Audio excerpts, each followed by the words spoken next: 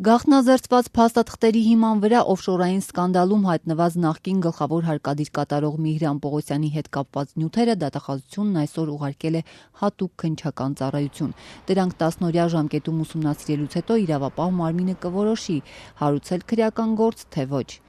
Այսօր լրագրողների հետ ճեպազրույցում արդարադատության նախարար Արփինե Հովհաննիսյանը զերծ մնաց գնահատականներից, նշելով, որ իրավապահ մարմիններն ուսումնասիրություն են սկսել։ Հարցին ինչպես է ընդունել հրաժարական ներկայացրած իր ենթակայի պատճառաբանությունը, թե չի ուզում իր անունը տեսնել Ադրբեջանի նախագահ Իլհամ Ալիևի ընտանիքի անդամների հետ նույն հարթության վրա, նախարարը պատասխանեց. Հրաժարական տալով յուրաքանչյուր մարդ ինքը համարում է, որ այս կամ այն պատճառը իր համար համոզիչ է։ Եվ դնում է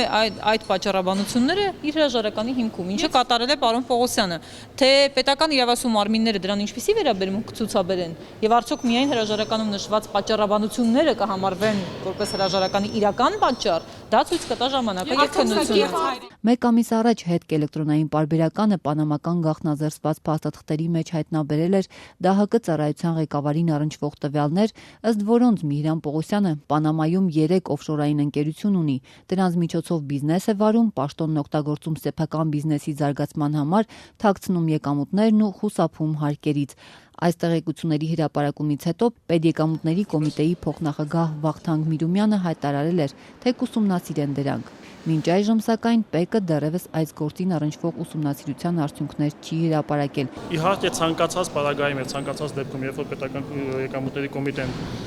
իրականացնի նման ստուգումներ եւ կտեսնի, որ կան փոխկապակցվածություն օֆշորային գոտիներում գրանցված կազմակերպությունների հետ եւ դրա արդյունքում կան պետությանը չվճարված հարթեր, բնականաբար Պետական եկամուտների կոմիտեն կարձագանքի։ Արկային հարթերը չվճարելու ապստեր, թե ոչ, դա իրականացվում է օրենսդրությամբ սահմանված ընթացակարգով ստուգումների արդյունքում։ Դա 1, 2, 5, 10 օրվա գործընթաց չէ։ Ազատության հարցին, թե արդյոք հրապարակված բացահայտումներն արտահերթ ուսումնասիրության պատճառ չեն դարձել, Միրումյանը պատասխանեց. Եթե հարուցվում է քրեական գործի հիման վրա կարող է նշանակվել հարկային ստուգում։ Մնացած բոլոր հիմքերում զուտ թերթում եղած հրապարակումները օֆշորային բացահայտումների համար հարկային ստուգումներ իրականացնելու օրենսդրական հիմք չեն տալիս։